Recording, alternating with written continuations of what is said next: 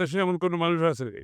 শেখ হাসিনার বিচার চায় না? বাংলাদেশে কেউ আছে আমার তো জানা নেই। এবং বিচারিক প্রক্রিয়া তো এটা তো আইনি প্রক্রিয়া। এটা তো চলতেই থাকবে, তাই না? তো বিচারিক শেখ হাসিনার বিচার সরকার আসুক, আরো সরকার পরিবর্তনের সাথে বিচারিক প্রক্রিয়ার তো কোনো সম্পর্ক নেই। বিচারিক প্রক্রিয়া হচ্ছে আমরা আইনের শাসনে যদি বিশ্বাস করি যে বিচারিক প্রক্রিয়া চলতেই আছে এবং চলবে। সেটা শেখ হাসিনার শাস্তি এখনো হবে, তখনও হবে, তারপরেও হবে। শেখ হাসিনার যতগুলো মামলা আছে এগুলো তো অনেকগুলো মামলা আছে এবং এগুলো বিচারিক প্রক্রিয়ার মাধ্যমে একটার পর একটা সমাধান হতেই থাকবে। তো সুতরাং বিচারিক প্রক্রিয়ার সাথে নির্বাচনের কোনো সম্পর্ক নেই। আমরা যদি বিচার বিভাগের স্বাধীনতায় বিশ্বাস করি, যেটা আমরা মনে করি একটা বাংলাদেশে এখন এখন একটি বিচার বিভাগ সঠিকভাবে কাজ করতে এবং বিচার বিভাগ অনেকটা আমরা মনে করি কি বলে ইন্ডিপেন্ডেন্ট, যে পরিবর্তন আসছে তার মাধ্যমে বিচার বিভাগ আরো ভালোভাবে কাজ করবে।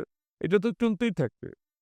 তো সুতরাং এই হাসিনার আওয়ামী লীগের যারা দুঃশাসনের জন্য সবার বিচার হতে হবে, তাই না? হাসিনার তো বলতে সুতরাং বিচারের সাথে নির্বাচনের কোনো সম্পর্ক আমরা তো দেখে রাখতেই একা। এটা তো বিচারিক প্রক্রিয়া চলতেই থাকে। এসে তো কোনো জায়গায় থেমে যাবে না। শেখ হাসিনার বিচারের পরে যে বিচারিক প্রক্রিয়া থেমে যাবে তা তো না। তারপরেও তো বিচার আসবে। আরো লোকের বিচার আসবে। হাসিনার তো বিচার আছেই। দেশ জুড়ে তোলপাড় ওয়ালটন ফ্রিজ কিনে আপনিও হয়ে যেতে পারেন মিলেনিয়ার।